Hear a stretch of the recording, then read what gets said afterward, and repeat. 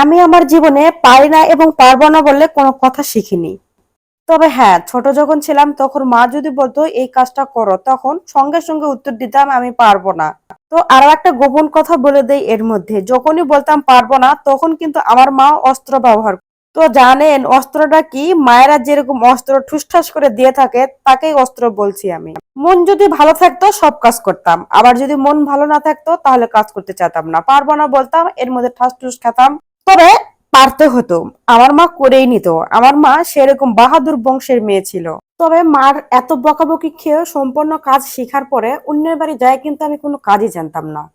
যে বাড়িতে আমি যে সংসার হাতে নিলাম সেই বাড়ির সংসারের সাথে আমার কোনো কিছুই অ্যাডজাস্ট কাজ না করার এবং না বলার কারণগুলো কিন্তু এখন বুঝতে পারি। আরে বাবা, তখন তো কোনো কিছুই বুঝতাম না, ছোট ছিলাম, না পারতাম নিজে একটা সুন্দর করে শাড়ি পরতে, নিজে একটু গোছালো হয়ে থাকতে, নিজের মাথার চুলটু সুন্দর করে আঁচড়াতে। সেই মেয়ে আমি কিভাবে একটা সংসার সামলাবো? সংসারের সব দায়িত্ব তখন আমার হাতে।